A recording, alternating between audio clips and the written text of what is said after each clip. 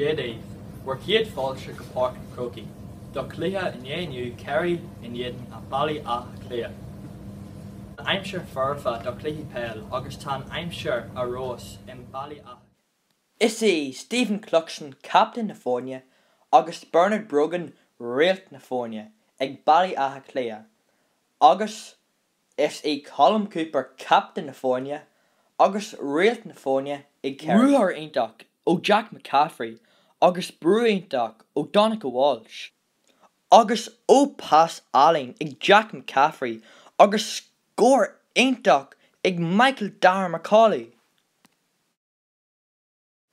Anis Tomás O'Shea agus Emmerich Aonteach ó Tomás O'Shea. Anis Colm Cooper agus ó Pas Allen ag Colm Cooper. Leroy Janish ag Darren O'Sullivan agus bhí James O'Donoghue Aonteach crin.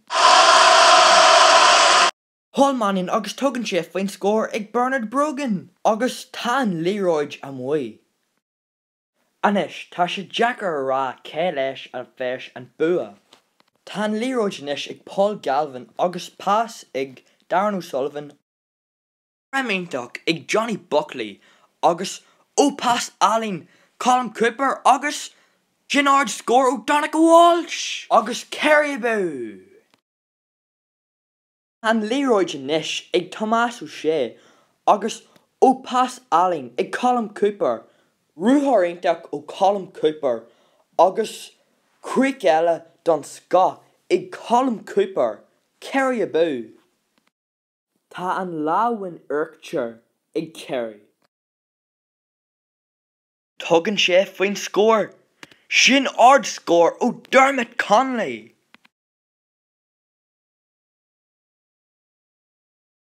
Gaeilge Aonteach ó Eoin O'Gara agus Emmerich Aonteach ó Ath Bally Áth Cliath. Tá na Fáine ar cos scór. Graham Aonteach ag Lar Páirce. Tá Leroy Janish ag Kevin McManaman.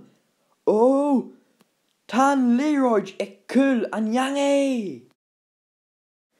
Tá Leroy amhaoi.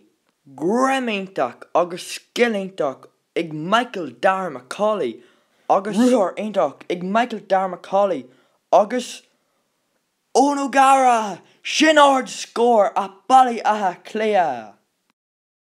Tá Cliath Hart agus tá bua ag Bally Áth Cliath. An scór Jeru 3 a Haonjig agus 3 a Hochjig ag a Bally Áth Cliath. Be Jim Gavin Banistrew na Fáine Aonteach sásta ar fad.